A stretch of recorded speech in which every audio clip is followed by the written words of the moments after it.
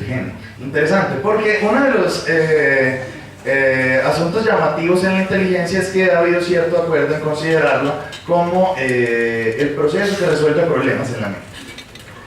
Ok, pero justamente lo que ha llamado la atención en los últimos siglos, ojalá, en las últimas décadas, en los últimos años, es la consideración biológica de la inteligencia, la consideración evolucionista de la inteligencia. Parece que efectivamente nuestra especie tiene una capacidad para resolver problemas que dista y es distinta de la de otras especies, pero es muy semejante a la de nuestras especies o las especies más cercanas a la nuestra. En ese orden de ideas, esa creencia anterior de que la inteligencia nos hacía maravillosamente humanos y es lo que nos hace animales superiores y superiores a todo el mundo, pues quizás debería también ser cuestionada. La inteligencia será lo más grande que tiene la mente. Sin lugar a dudas es un proceso protagónico de capacidades que tiene la mente.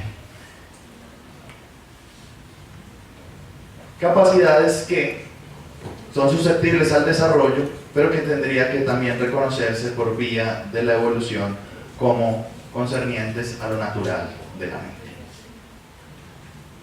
El aprendizaje, un tema famosísimo en psicología, justamente por el énfasis en lo conductista que se planteó en la primera parte del siglo XX. Pues bien, el aprendizaje había sido entendido por un tiempo como la modificación conductual y pare de contar.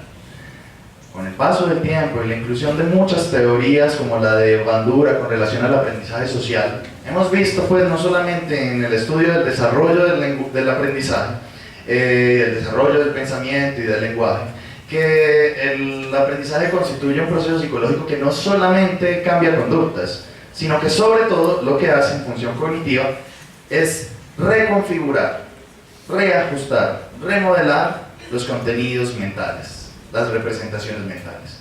O sea que usted tiene un pensamiento que generó un concepto, una representación mental del mundo, una esencia del mundo conceptual, y el aprendizaje lo que puede hacer es transformarlo, reacomodarlo. Pero ojo, en función al menos de una clasificación cognitiva que nos permita decir esto hace esto y aquello hace aquello, el aprendizaje no crea absolutamente nada. Ya les diré al final, porque esto es importante. Pero el aprendizaje no genera conceptos, el aprendizaje no inventa nada nuevo, el aprendizaje no es creativo, es el pensamiento el que es creativo.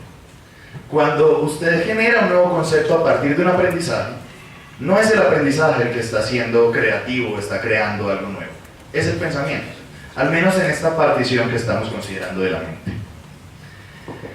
Seguir considerando, como decía hace un rato, el aprendizaje netamente a partir de procesos básicos y superiores, y de condicionamiento clásico y operante, sería quedarnos muy atrás en el desarrollo científico de los procesos y de la cognición. Conciencia. Se cambió un poquito las letras, no era esta letra, era una muy bonita, pero bueno. ¿Por qué el gatito y como el reflejo del gatito? Conciencia es un proceso muy llamativo y podríamos decir que es el punto misterioso de la ciencia cognitiva contemporánea y que implica ese proceso psicológico en el cual más interacción tenemos con los famosos filósofos de la mente. Y es que la conciencia refiere a ese proceso que instaura la mente en sí misma. Yo podría incluso, ya que vamos por este proceso, objetar que tenemos un montón de equipos, máquinas, que podríamos decir, bueno, como que tienen, primero, como que tienen sensopercepción, como que tienen atención, como que tienen memoria, como que piensan, como que tienen lenguaje, como que también aprenden y tienen inteligencia. Pero lo cierto es que, al menos que yo sepa, no podemos objetar aún que tengan una autoconciencia, que sean una mente, que se reconozcan a sí mismos como una mente. La conciencia tiene una tradición más o menos reciente. Desde mediados de los 90 ha venido abordándose con una línea comprensiva distinta como se abordaba antes. Hace 30, 40 años y particularmente a partir de desarrollos desde desarrollos teóricos como el de la psicopatología y como la psicología del desarrollo, o la psicología reconocida como evolutiva, pensábamos que la conciencia correspondía a niveles de conciencia. Aún darse cuenta de que estamos en un lugar, a un reconocimiento de la realidad y qué tan consciente soy, de manera que la vigilia corresponde a un estado de conciencia alerta y un alto nivel de conciencia, y el sueño de pronto a un bajo nivel de conciencia. Y en los estados del sueño, según el ciclo en el que estemos, hay una mayor alza de estado de nivel de conciencia y menor. Pues bien, también se hablaba de estados alterados de conciencia, sobre todo por psicopatología. Entonces, claro, cuando tenemos una alteración de la conciencia es cuando parece que hay una pérdida del reconocimiento propio, el reconocimiento de sí mismo. Pues bien, el desarrollo teórico sobre el procesamiento cognitivo ha evolucionado en la siguiente consideración, y es que la conciencia refiere a una entidad que personaliza la mente. Un reconocimiento de si existe una mente que es en sí misma, y que por tanto podrá tener voluntad y por tanto podrá tener procesamiento. Ya no es solamente una máquina que genera procesos, siguiendo, digamos, un algoritmo que está programado por alguien más, sino que es una máquina que, más que máquina, es una mente.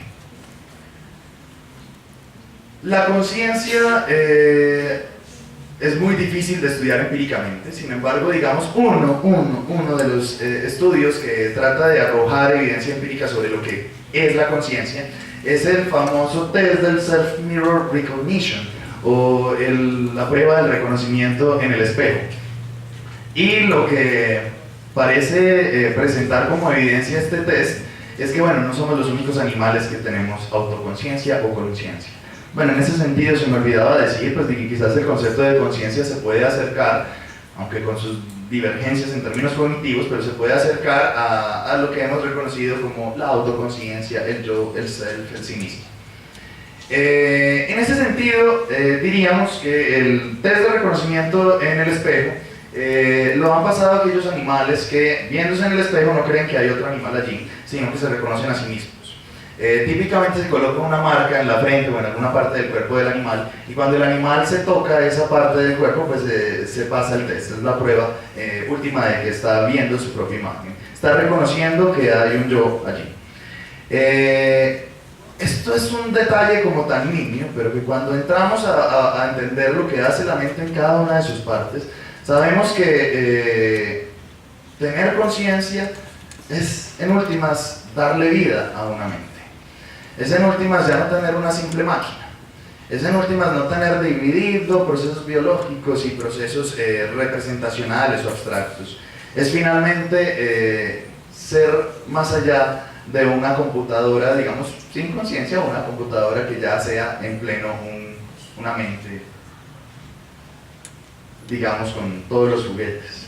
Pues bien, aquí no acaba la historia, aunque, bueno, típicamente nosotros estudiamos esto en año y medio o un año completo, pues es una maratón lo que acabamos de hacer, pero porque implicaba hacer un recorderis y ya casi voy a terminar. Quiero señalar lo que implicaría, volviendo a ese cuadro de Spam y Pliak, lo que implicaría la salida de estos procesos. Pues bien, piense usted que todos estos procesos confluyen y empiezan a trabajar en conjunto. Pues bien, cuando trabajan en conjunto aparece lo que sale de la mente, lo que va más allá de la mente y de los procesos cognitivos. ¿Qué implicará entonces la metacognición?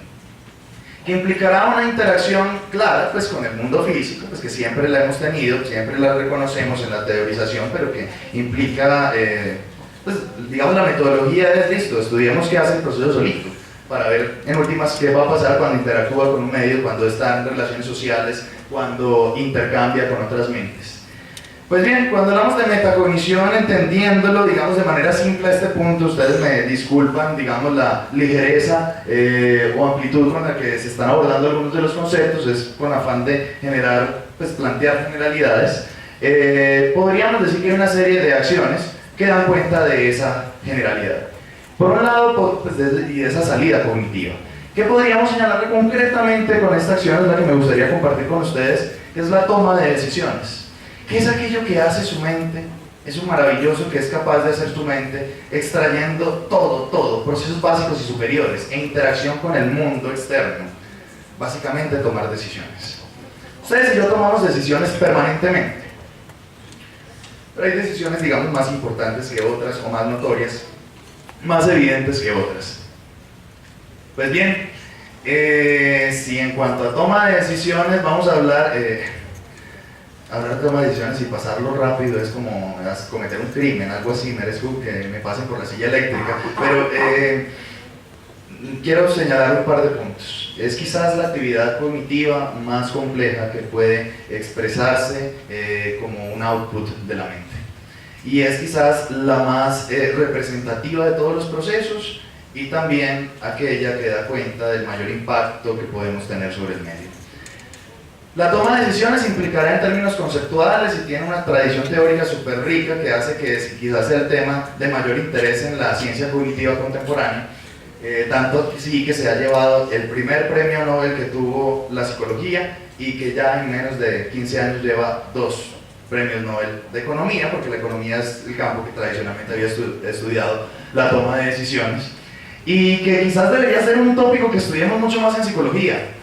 Qué bueno que tuviéramos un curso en todos los pregrados de toma de decisiones, porque, vea, si usted no había escuchado antes hablar del nombre de Daniel Kahneman, agradezca que sucedió acá, por favor, no deje que eso salga afuera, váyase, insisto, búsquenlo en Wikipedia, pero no solamente, léase muchos de sus libros que están disponibles. El más famoso de él se llama Pensar rápido, pensar lento, porque es el primer psicólogo que obtuvo el premio Nobel, y bueno, más allá de eso, porque es un autor que ha generado un alto impacto en el desarrollo científico contemporáneo, y creo yo, pues esto es respetable que hayan discrepancias, pero creo yo que a un psicólogo le debería dar pena decir que, ay, yo no sabía quién era el señor. Realmente deberíamos conocer mucho más de este campo, porque ha inaugurado, digamos, toda una línea de trabajo que se llama la Behavioral Economics, la economía conductual, que precisamente refiere a esta capacidad que tenemos y al desarrollo cognitivo asociado a la toma de decisiones. No podremos aquí hablar en profundidad al respecto, pero quiero señalar que la toma de decisiones corresponde a un procesamiento cognitivo donde hacemos una actividad de elección sobre varias opciones, y esto representa casi que cada instante de nuestra vida. Representará también la necesidad de acercarnos a quizás el campo más complejo de eso que podemos hacer con nuestra mente. Y es que cuando usted se acerca a hacer una toma de decisiones, usted se podrá encontrar con asuntos que son correctos e incorrectos. Permítanme, tengo este ejemplo fresco, algunos ya lo han escuchado en clase, pero permítanme, lo utilizo para este espacio. Es un ejemplo que, pues un estudio que precisamente plantea Kahneman. Usted se va para el Medio Oriente y va a pasar una semana por allá, ¿cierto? Bien, ¿a qué le temería más? ¿A un accidente de tránsito o a un ataque terrorista? En este orden de ideas, Kahneman y Tversky, su colaborador durante mucho tiempo, su colega en este desarrollo teórico, nos van a presentar que los resultados de la mayor parte de la gente es que le temen más a un ataque terrorista si se van de paseo un mes, una semana a Medio Oriente.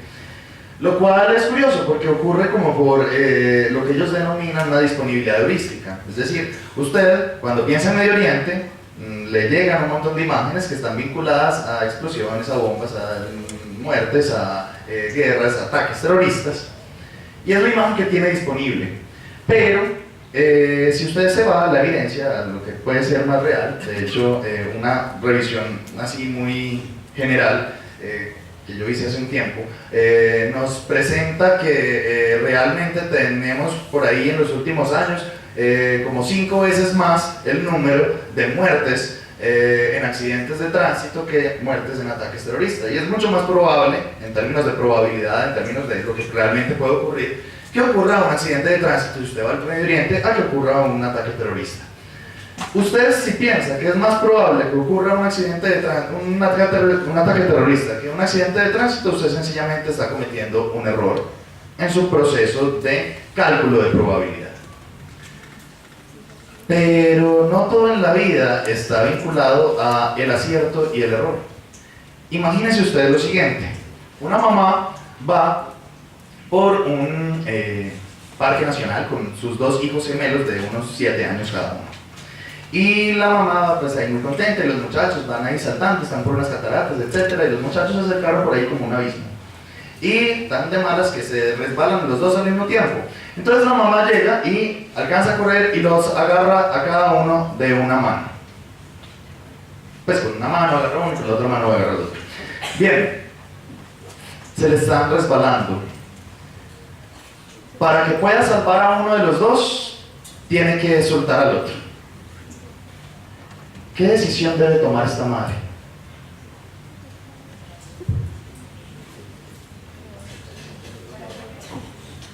Supóngase que fuera una máquina que procesa información de manera muy precisa. Entonces imagínese un robot que hace un cálculo en ese momento de pigmento de piel, sangre, salud, etcétera, cosa que no pasa en nuestra realidad. Pero imagínese tal cosa y entonces este robot diría, el de la derecha se va a morir a los 30, probablemente más o menos. El de la izquierda probablemente viva hasta los 70, tenga pues descendencia, etcétera. De pronto usted tiene más oportunidades de hacer algo bueno, entonces listo, soltemos a que va a vivir 30 años y agarremos a que va a vivir 70. O este es más malo que Caín, en cambio este me quiere mucho, este es como buena gente, entonces dejemos a este. Probablemente usted podría hacer, en términos objetivos, podría plantear una serie de argumentos. De hecho, a mí una vez me respondieron a este dilema y me decían, yo lo suelto a los dos, porque es que donde deje vivo a uno son gemelos, él se me lo va a recordar al otro toda la vida, entonces mejor lo suelto a los dos de una vez, o me voy con ellos, decían también. Lo cierto es que no hay un argumento en términos deductivos, en términos inductivos objetivo, para señalar cuál es la decisión correcta en un planteamiento como ese. Seguramente la madre tendrá que tomar una decisión si se encuentra en tan desafortunada situación. Y probablemente después dirá alguna razón por la que tomó tal decisión. Cosa que siempre pasa, ustedes y yo tenemos razones para todo. Si no, piensen en cuando ustedes le preguntan ¿por qué estudió psicología? Y usted dice unas cosas, cierto, muy coherentes, muy inteligentes. Yo soy muy bueno dando consejos, etc. Pero, listo, tenemos razones. Pero en últimas, esas decisiones que están dadas por criterios de moralidad, por criterios de buen y malo, no tienen formas de determinar qué es lo correcto o lo incorrecto, qué es lo válido o lo inválido. En últimas, esas son las decisiones morales, las más complejas que puede tomar la mente. Esas son las decisiones que permiten que una mente decida ser feliz o infeliz en su vida, que decida tomar las decisiones más importantes, la que puede garantizarle a usted satisfacción el resto de su vida o una migraña permanente, por ejemplo, casarse, ¿cierto? Permitirá que usted finalmente le apueste a algo que está en completa incertidumbre y que se refiere a lo más profundo, que no es como el dilema del Medio Oriente, donde usted tiene criterios como muy objetivos. La moralidad es un campo muy nuevo en la ciencia cognitiva, porque hasta hace poco se consideraba imposible estudiar empíricamente la moralidad en la cognición humana.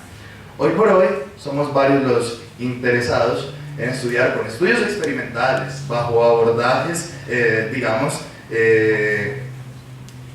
del método científico, este tema en la cognición humana. Y quizás, o al menos yo defiendo esta idea, es el tema más complejo y el output más complejo que puede realizar nuestra mente. Muchachos, todo esto se resumiría, ¿para qué hice tanto énfasis en qué hace cada proceso?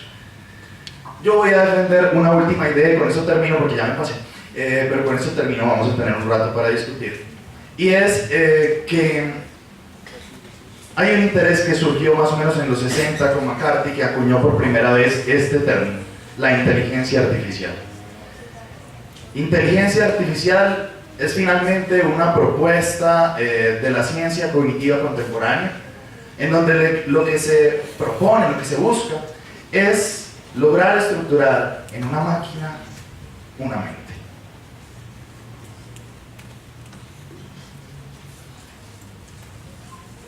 Uno de los grandes motivos por los que tratamos de considerar qué hace cada uno de los procesos de manera independiente, básicos y superiores, es porque necesitamos entenderlos de manera independiente del medio y independiente entre sí.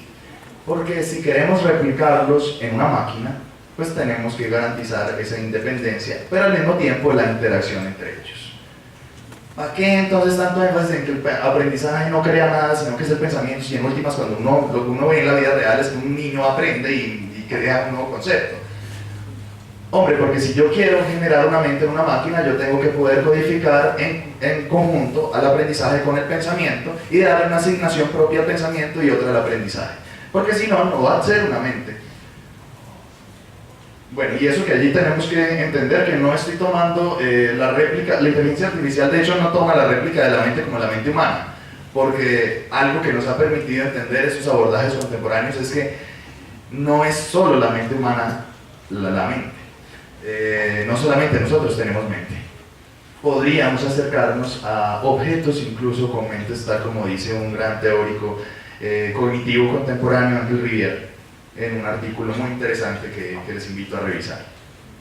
Finalmente, una tesis con la que soñamos algunos y que es muy criticable, y yo entiendo perfectamente, y ahorita quizás me den palo al respecto, y yo diga, tenés toda la razón, eso es criticable y punto, es que una de las tesis que deberíamos nosotros tener entre ceja y ceja, metidas en la cabeza, en nuestra intención como psicólogos, es demostrar que todas esas teorías que tenemos sobre la mente sí son ciertas, por una vía empírica.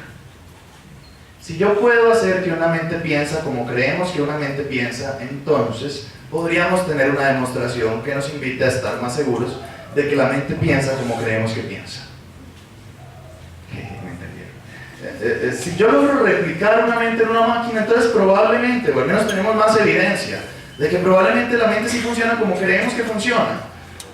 ¿Usted con qué tranquilidad hace una intervención psicológica, organizacional, educativa, clínica, si usted no sabe si la mente sí funciona como creemos? ¿Usted con qué tranquilidad es psicólogo en el mundo si no tenemos garantías, demostraciones de que nuestras teorías sobre el cerebro, sobre la mente, sobre el psiquismo son así? Y si es una completa mentira, le estaríamos haciendo mucho daño a toda la gente. Bueno, yo creo que tenemos tranquilidades de que no es una completa mentira lo que hacemos, pues hay bastante evidencia empírica vinculada a, pero creo que una línea de trabajo que podríamos definitivamente lograr a un punto, que podría ser una meta a mediano plazo, es formular una inteligencia artificial que permita efectivamente dar una nueva comprobación empírica vinculada a esta hipótesis que tenemos del funcionamiento de la mente. Espero haber logrado en esta conversación, traer elementos que no correspondan solamente con lo que usted creía o conocía en términos generales, y que pueda de esta forma incorporarse una perspectiva de lo que hoy por hoy se reconoce como psicología básica, psicología general, a la luz de la ciencia cognitiva. Este también es un escenario de trabajo del psicólogo. Hay psicólogos que nos dedicamos a pensar esto y a hacer trabajitos, jueguitos, les llamamos experimentos, pero en realidad son jueguitos súper divertidos que lo hacen a uno muy feliz todo el tiempo. Y que también es psicólogo el que no está pensando en atender a un paciente, en hacer un proceso educativo, un proceso organizacional o un proceso deportivo, sino el que está pensando en desarrollo teórico de la psicología. Este también es un psicólogo. Chicos, chicas, muchísimas gracias por la escucha y por aguantarme todo este rato. Doy paso a las discusiones que quieran surgir en este rato.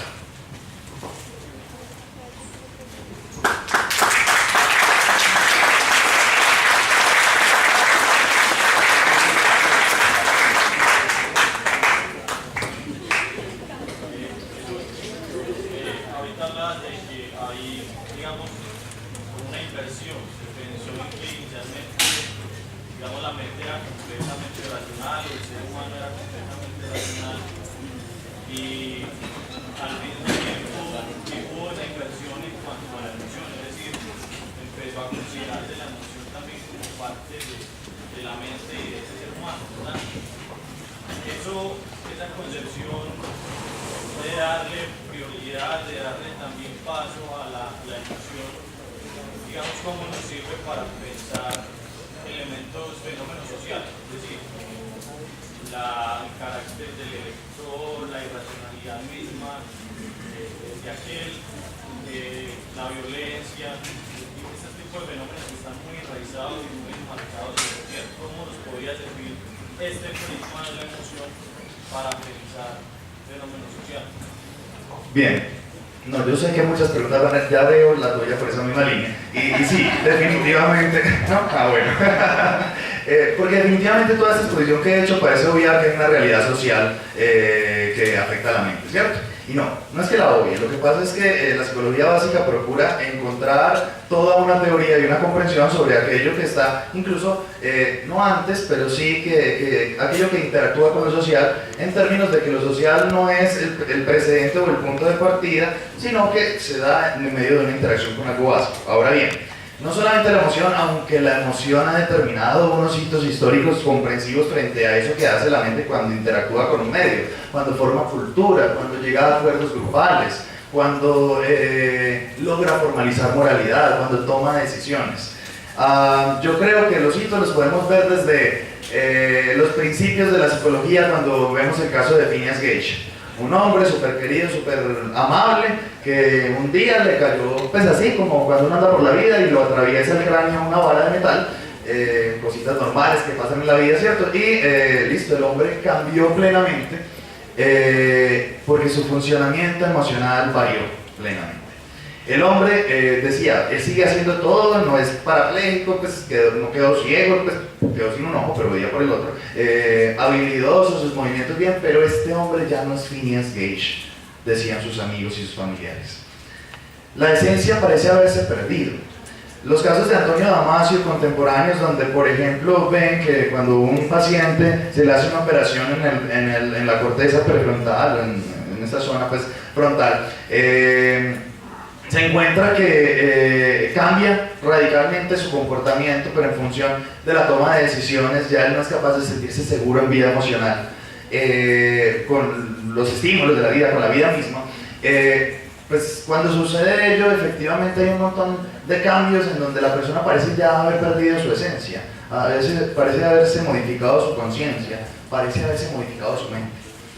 Pues bien, por ejemplo, lo que hace Kahneman, cuando hace el estudio de toma de decisiones económicas, teniendo en cuenta toda la influencia de los procesos automáticos, lo que hacen psicólogos sociales tan importantes como Jonathan Haidt, cuando va recorriendo en un libro hermoso que les recomiendo que se llama La hipótesis de la felicidad, súper bonito, la carátula es una cara, un meme así de la carita pues, sonriente,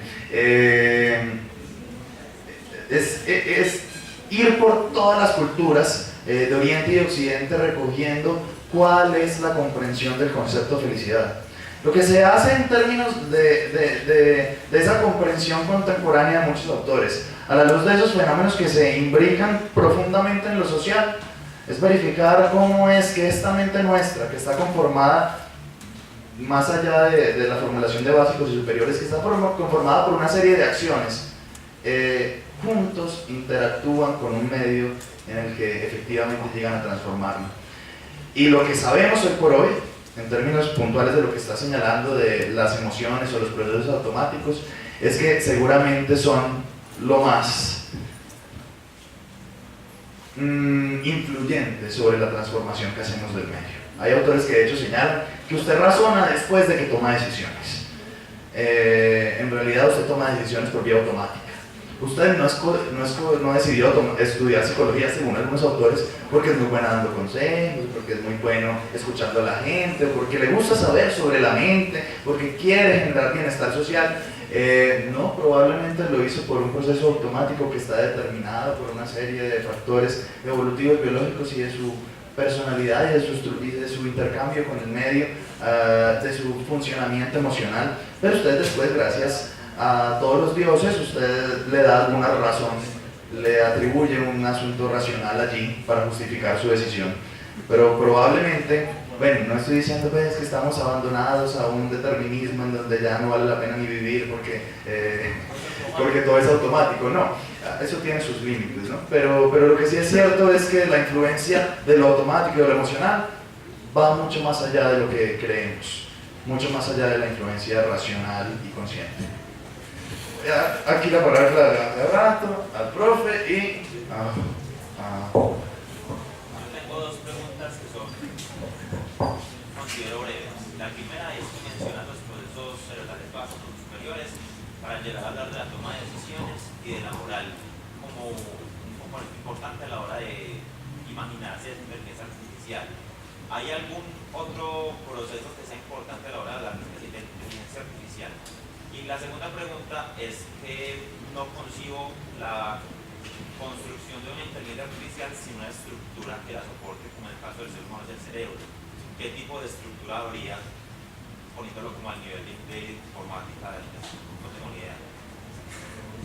Yo no es que tenga mucha idea, pero sí tengo algunas ideas para dar respuesta a tu pregunta. Bien, la primera, no, metacognición, en términos de la metacognición, habría mucho que decir y por tanto habría mucho que señalar de todo este procesamiento que está influyendo la toma de decisiones.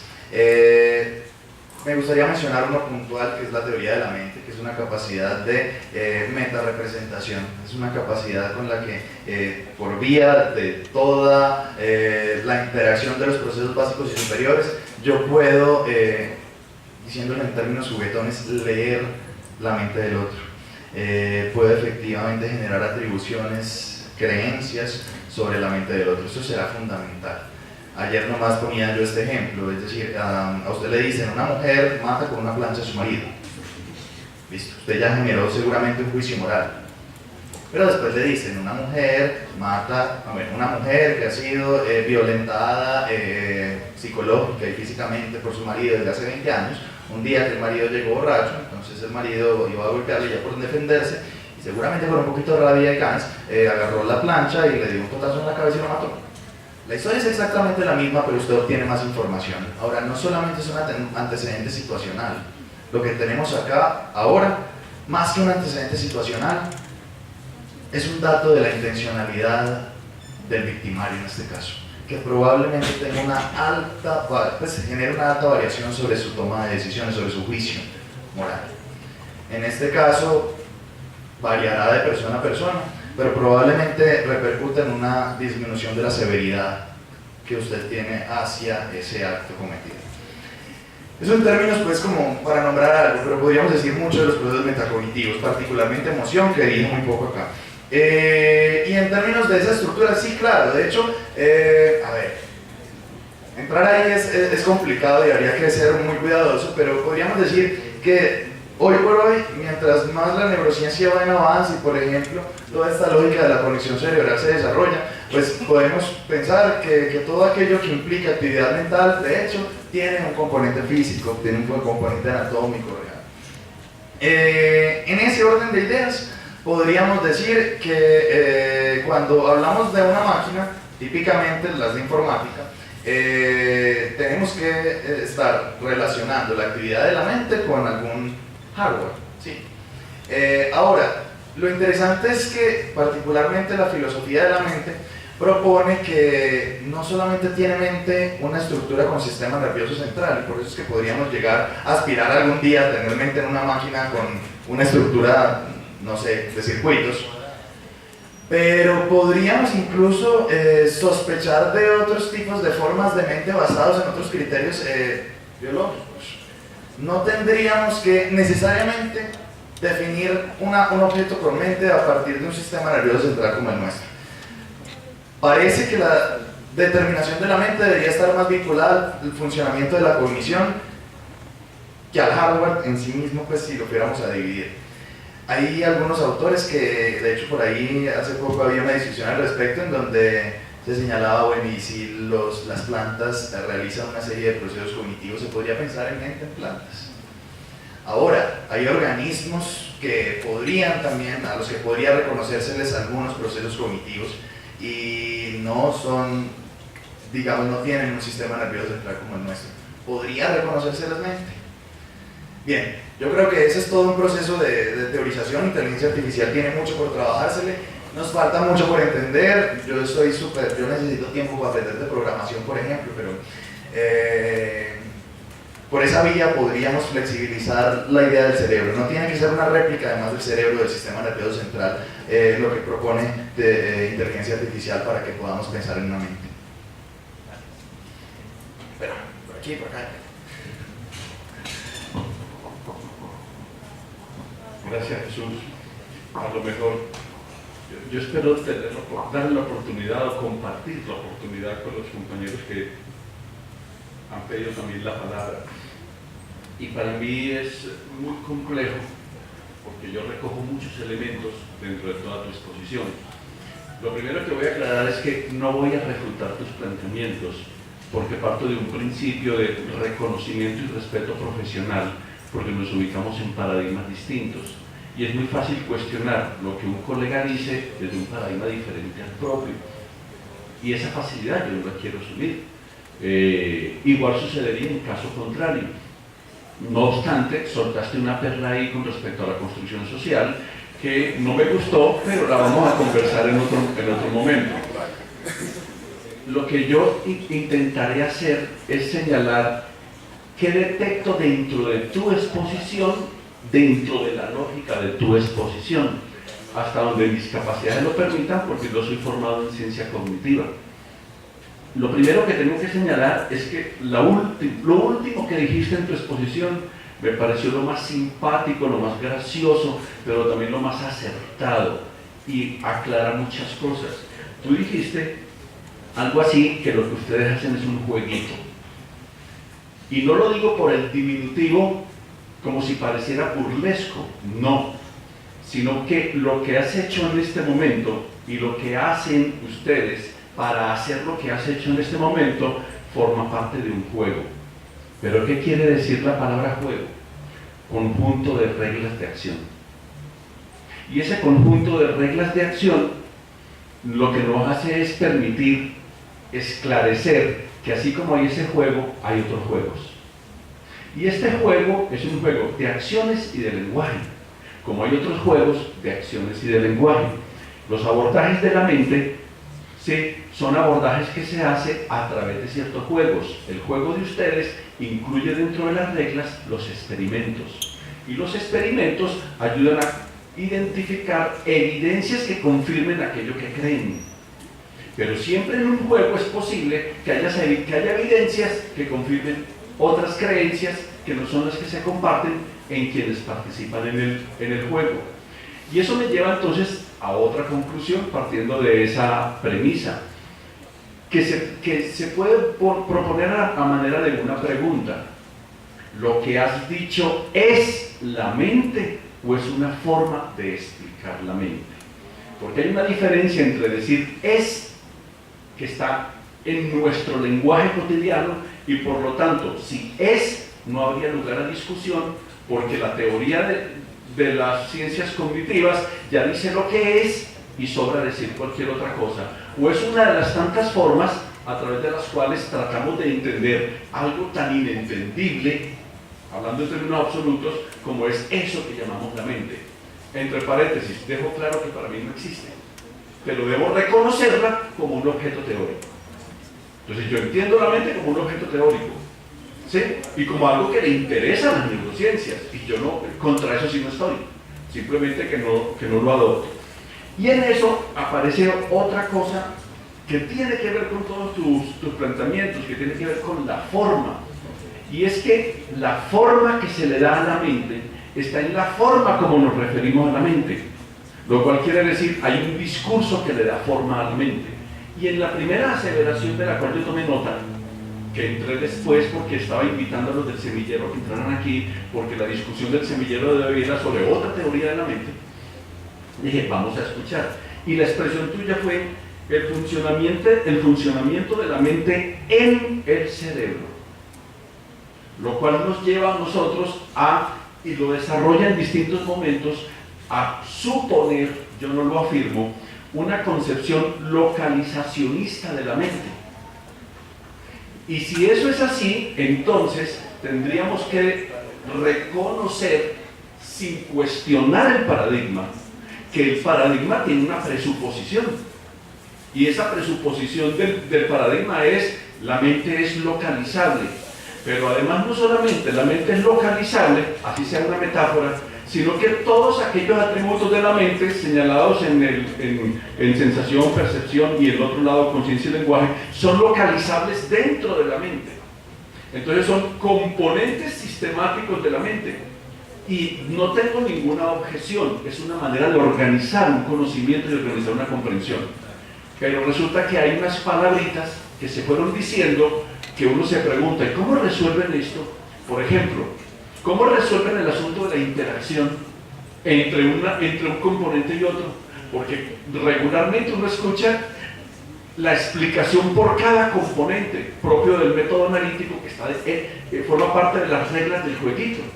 ¿Sí? Pero ¿cómo se entiende la interacción, sensación, percepción, memoria, atención en términos interactivos?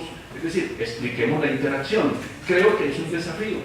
Pero viene la otra más adelante y dice la interpretación. ¿Sí? ¿Y qué se entiende por interpretación dentro del modelo? En el caso del modelo, la interpretación es asunto de la mente. ¿Sí? O hay otra cosa que actúa, que no corresponda a esa forma de la mente, pero que contribuye a la interpretación. Y hay más cositas que nos conversaremos, pero que me van a llevar finalmente a plantear una idea, y es, bueno, hay varias ideas. Uno, el hecho de que hablar de la mente, tal como fue expuesto, hablar de la mente es como si ella se autoexplicara. Y por lo tanto, no hay persona para no meterme con lo social. ¿Listo? Porque me voy para otro lado y no tiene sentido. Entonces es como si la mente actuara por sí y la persona fuese un epifenómeno de la mente, al exponer el discurso de esa manera. Me detengo ahí para dar la oportunidad a los otros y solamente he querido hablar de lo que has dicho sin utilizar otro paradigma. ¿Listo? Te agradezco. Un par de comentarios a lo que me has señalado, que te agradezco muchísimo. Es muy valioso escuchar, pues ver en este espacio a un personaje como Carlos Patiño, pues que efectivamente ostenta un discurso distinto en términos básicos, pero que yo estoy convencido, como le decía en estos días en un correo, que tenemos muchos puntos de encuentro discursivo, de conversación. Bueno, dos cositas. Definitivamente, cuando planteamos lo de una forma de entender la mente, sí, definitivamente es una forma de entender la mente y habrá otras. Lo que pasa es que cuando quizás estamos en un contexto histórico donde planteamos que hay un método científico y que hay una forma de entender la mente dentro de ese método científico, como se podría entender otros objetos de estudio. Y dentro de esa lógica diríamos que, obviamente, yo tengo un reconocimiento de la psicología como ciencia. Y dentro de la ciencia que obedece a un método científico, así sea una ciencia que la consideremos como social, o incluso que se pueda considerar como una ciencia natural, que es algo que defienden algunos autores. Los fundadores. Sí, no, y reciente, Pinker así lo plantea. Allí lo que yo quisiera señalar es lo siguiente. Algún respaldo que hay en esta forma de entender la mente es que hay evidencia empírica de por medio. Claro, la evidencia empírica es una forma de entender también, ¿cierto? Y con eso jugamos. Lo que pasa es que a veces la evidencia empírica puede plantear, y me parece bien seguir utilizando el término del juego, porque finalmente el juego de hecho por ejemplo, cumple una función fundamental en el desarrollo del niño, por tanto en nuestra vida, en que seamos lo que seamos. Y en ese sentido, creo que cuando tenemos evidencia, que de hecho para vivir usted necesita evidencia, probablemente tengamos un discurso al que valga la pena atender con muchísima fuerza. Yo personalmente creo que si en términos del conocimiento hablamos, hay que buscar la evidencia, porque yo no puedo sentirme tranquilo con una intervención que yo haga a otro basado en una creencia ya. Creo que la formulación del conocimiento debería estructurar algún tipo de evidencia. Lo que pasa es que hay varios tipos de evidencia. Y permíteme.